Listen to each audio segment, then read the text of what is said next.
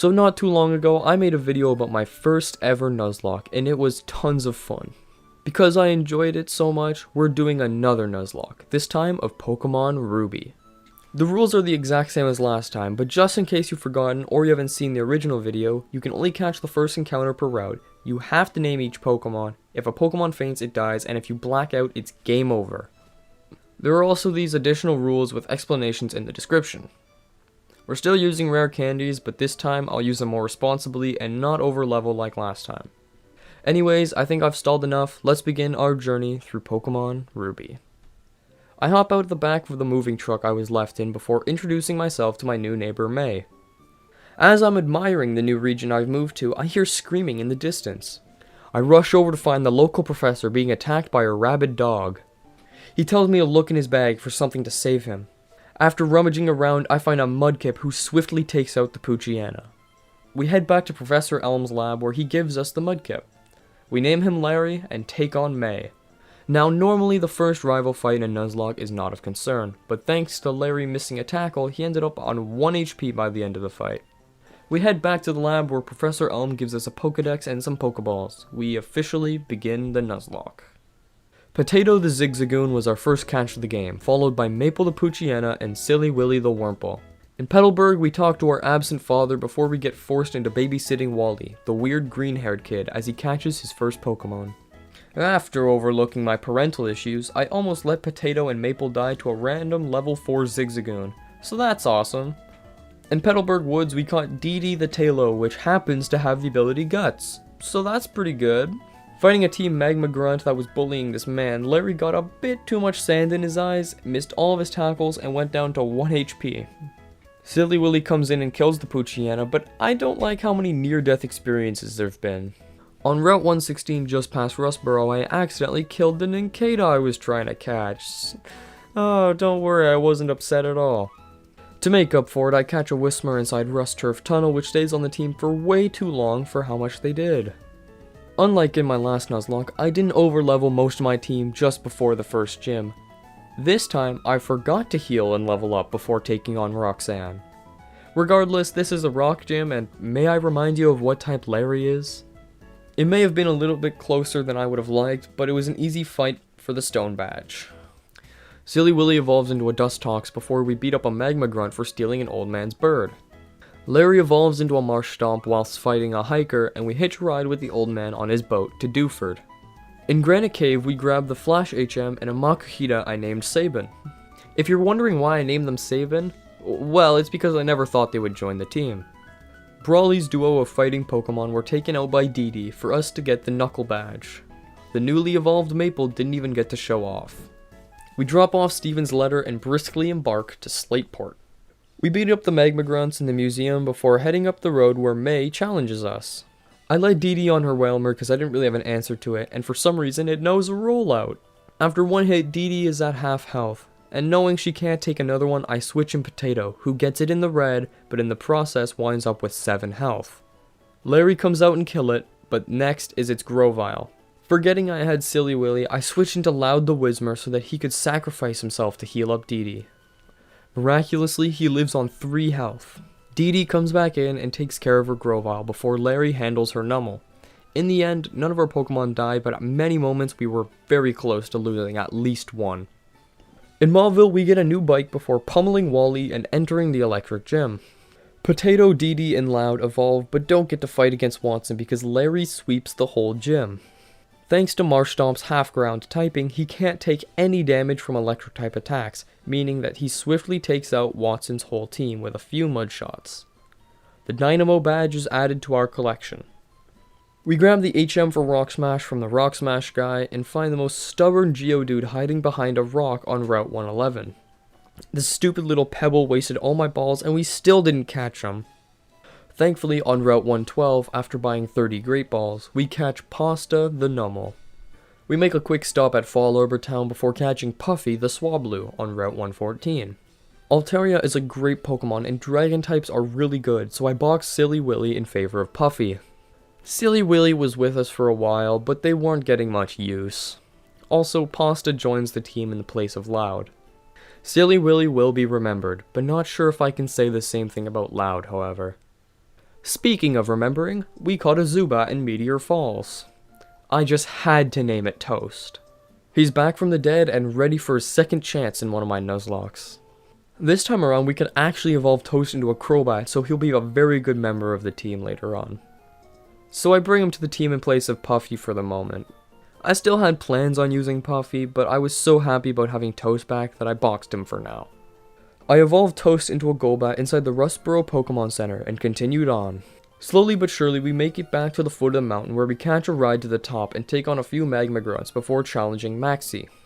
His Mightyena took a big bite out of Larry, and I knew he had a camera up, so I brought in Maple, which killed it, getting fairly low on health at one point. Dee and Potato tried to take out his Golbat, but in the end, Maple was the one that finished the job. Finally, his camera up fell to Larry's water gun. That was closer than it needed to be. We make it to Lava Ridge and take on Flannery. Larry eliminates her first Slugma, and Pasta her second. Out comes Torkoal. I kept in Pasta with the plan of killing it, or at least doing a ton of damage with Magnitude.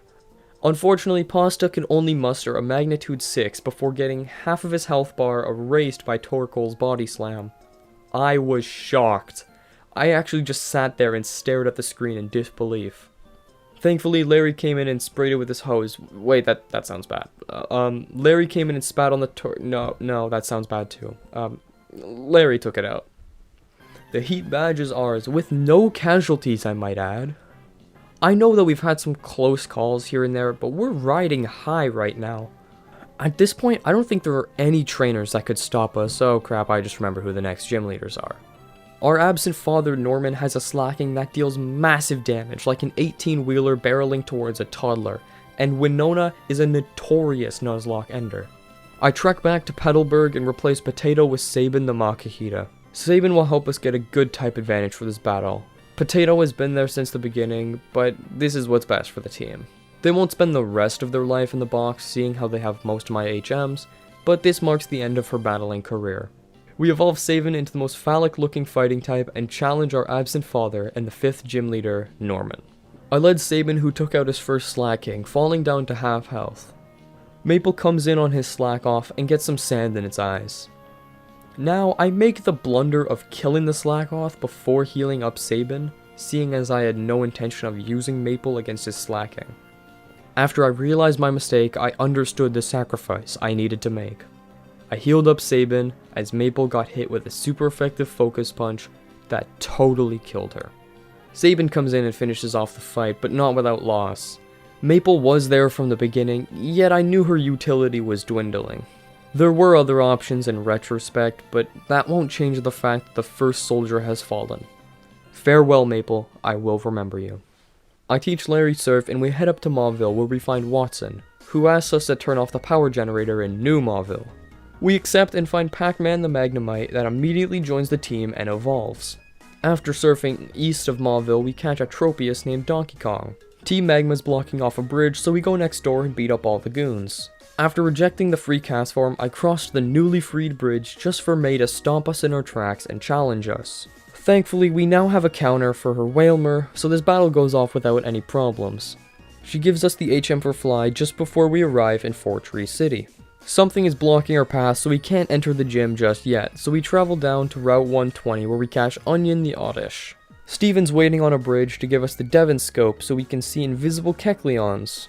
With the Devon Scope, we scare off the Kecleon guarding the entrance to the gym, evolve Pasta, and challenge Winona. She leads Swellow, so I send out Pasta with the intention of killing it with Rock Slide.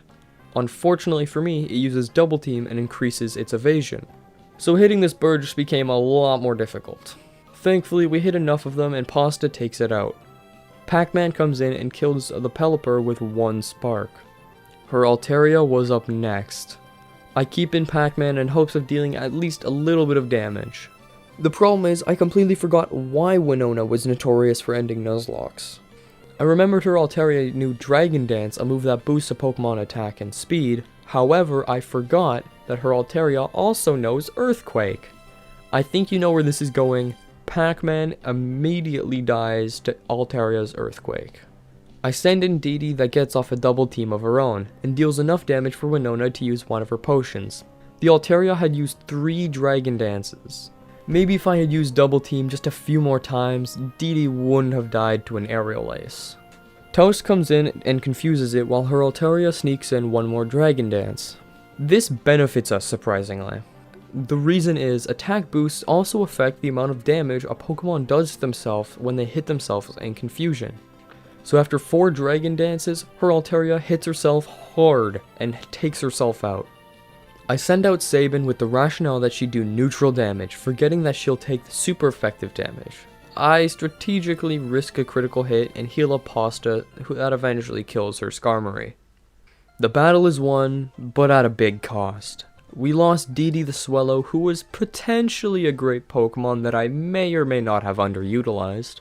With the ability Guts, a single Swellow could probably sweep through this whole region. But really, that's not fun, and doesn't make for a good story, or a good video. Dee has helped us through many tough spots, and was with us for a long time, but who was her time to go? And I made some bad decisions in battle. As for Pac-Man, he wasn't with us long, but he did his part. It was my fault I forgot her Altaria knew Earthquake. I wish I had known sooner, because you could have really helped. But he's gone, and there's nothing we can do about it. Farewell, you two. You fought valiantly, and will be remembered. With a gaping hole in our team, I bring in Puffy the now Altaria, which in retrospect is kinda funny. An Altaria kills 2 of our Pokemon just for one to join our team in their place. We traverse up Mount Pyre where we beat up Team Magma and receive the red orb from the old couple at the top. I catch word of Maxie's plan to use the blue orb to awaken Groudon, but that's a problem for later. I entertain the optional May fight and easily take her down. Then I overhear a plot that Team Magma is gonna steal a submarine, so we head to Slateport just in time to see Maxie take off with it. Puffy flies us back to Lily Cove where we storm the Magma hideout, have an Electrode explode on her, and then grab the Master Ball. With the boring plot out of the way for now, I bring my dog, the Duskull I caught on Route 121, to the team. We enter the Psychic Gym and start taking out the trainers with Toast. Pause. Do you see the problem? 'Cause I sure as hell didn't. Need me to spell it out for you? Well, Golbat is a flying poison type, and Psychic does double damage to poison type Pokemon. Let's just say, for example, there was a Golbat fighting a Girafarig. If that Girafarig were to use a Psychic move like Confusion on that Golbat, which had already taken damage in that fight, there would be a high likelihood that it would die. Now guess what happened to Toast? I think I was using him because he knew the move Bite, which is super effective against Psychic types, but I had other Pokemon that wouldn't have taken double damage from Psychic moves. I can't believe he died again. I'm so sorry, Toast. Maybe next time. In his place, I bring Donkey Kong the Tropius to the team. In retrospect, I'm not sure why, seeing how Tate and Liza's Pokemon are part rock, and Tropius is part flying. Oh well, what's the worst that could happen? We evolve my dog who sweeps this gym with Larry, and a bit of help from Puffy. Yeah, Tate and Liza took so long setting up that they barely did any damage to us. The Mind Badge is ours, with no casualties. In the fight, at least. We march on over to Steven's house where he gives us the HM for dive. We dive underwater and find the stolen submarine. We continue through the seafloor cavern where we discover Groudon, just kinda sitting there. Maxie runs in and tries to stop me with his 3 Pokemon. It did not end well for him. After the battle, the blue orb in Maxie's back pocket starts glowing and Groudon awakens. A bunch of boring dialogue later, and we end up in the Cave of Origin behind the gym in Sutopolis. With Groudon standing in front of me, my red orb glowed, and Groudon approached me. I looked him dead in the eyes, and threw the Master Ball right at his forehead. I named him Big Poppy, and he lives in the box for the rest of eternity. With the boring plot finally over, I leave Pasta out of the 8th gym fight, seeing how he'll take 4 times damage to water-type moves. Onion the Oddish joins the team in his place, which we evolve into a Vileplume. Well, not without some difficulties. You see, I forgot Gloom evolves by Leaf Stone, so I level him up past the point where Vileplume could learn his best grass move. So this is his moveset. After struggling on puzzles made for children, I beat Wallace with no deaths. No major deaths. With that, Pasta rejoins the team and we go up the waterfall to Evergrande City. We catch Reggie the Aaron in Victory Road and make our way through. Just as we see the light of the exit, Wally comes up to us wanting one last battle. We obviously sweep right through him with no problems and move on to the... he killed Pasta. I was shocked. Sure, a calm mind boosted stab move would do a lot to a Pokemon with low special defense, oh that makes sense. Still, it's sad to see them go this close to the end, but I'll never forget the work that he put in. I bring Sand the Vulpix from Mount Pyre to the team and purchase the TMs for Blizzard and Fire Blast at the Lily Cove department store. I grab the Firestone from the Fiery Path and evolve and appropriately level up the rest of my team, buy a ton of items, and walk in to challenge the Elite Four. This is the final stretch. Sydney the Dark-type trainer was up first and was an easier fight than the last 4 gyms. A clean sweep from Sabin and Puffy. Phoebe, the Ghost trainer, was next. I led my dog hoping my ghost was stronger than theirs, but it wasn't really working, so I switched in Puffy, who danced on the first Dusclops a few times. He easily took out the first one, but the second one apparently knew Ice Beam. That was too close for comfort, so I switch in Sand on the incoming Ice Beam. Luckily this thing doesn't know any moves that would hit Sand for super effective damage like Earthquake, or I guess it has Earthquake. Sand doesn't die, but that one Dusclops almost killed 2 of our Pokemon. Larry finished it off and her first Banette. I heal up Sand and she comes in to take out her Sableye and gets hit with a critical hit Shadow Ball, leaving her on 8 HP. It's fine though, she takes it out. She erases half of the other Banette's health before Larry comes in and finishes it off. The fight is over, a big jump in difficulty compared to Sydney. Glacia is next on the chopping block. Sand kills her first Glalie, and I play risky and risk dying to a few crits with Sabin, who takes out both Celios. Sand melts her other Glalie, and out comes the Walrein. I keep Sand in for some reason and just sacrifice her, even though we could have tried to confuse Ray, but it's fine. We get in Sabin, who dodges a few sheer calls and comes in clutch by hitting 5 arm thrusts, critting one of them, which disposed of this possibly problematic Pokemon. Glacia was defeated, but not without loss. We lost Sand the Ninetales, who could have really helped for the champion, because I was being stupid. Drake was our next target, and possibly the one I feared of most. Dragon-type Pokemon don't have many weaknesses and resist a ton of different types, so I'll always fear them. Thankfully, I thought ahead. Remember, I bought a Blizzard TM in Lily Cove, which I gave to Larry in hopes that he could sweep this whole trainer battle. Larry takes out his first 3 Pokemon with little to no problems. His accuracy was severely dropped, however, so I send in Sabin on his second Flygon. He not only kills it, but wastes both of Drake's full restores as well. His Salamence comes out and gets one-shot by Larry. The Elite Four has been defeated, but there's still one more foe left to conquer. The champion, Steven Stone, is the single soul left in our way of completing this Nuzlocke. We walk up the stairs and through the door. Whatever happens, this is the final fight. He leads Skarmory. If only we had a fire type to deal with that effectively. Oh well, Larry comes in and takes it out with a crit Surf. His Aggron was next, which Sabin took out swiftly. Larry comes back out for his Armaldo and Sabin for the Cradily. Now his Metagross comes out, so we finally send out Reggie for the first time. She tanks its Earthquake just to hit it with her own. In a desperate attempt to save as many Pokemon as possible, I switch in Puffy, expecting an Earthquake. However, the Metagross, seeing the kill on Reggie, randomly used Psychic instead. It did quite a bit of damage, so I heal up Puffy before the Metagross unveils that it knows Hyper Beam. Puffy was killed. Puffy has been with us since before the 4th gym. They've helped us so much, and I feel really bad that we threw their life away right before the end. I made a risky decision to send in Sabin. The plan was to try and tank a super effective Psychic, then use the move Reversal that increases in power the lower the health of the user. It was a gamble, so did it pay off? No. Sabin died. She carried so much of the run, so much more than I was expecting. She's helped us so much. My respect for Makihita and Hariyama has greatly increased, and thanks to her. I wish it didn't end like this. I'm sorry. Larry, the starter, the one that's been here from the beginning, didn't want any more souls to be lost. He finishes off the Metagross and takes down the Claydol, ending the fight. We won. The struggle is over.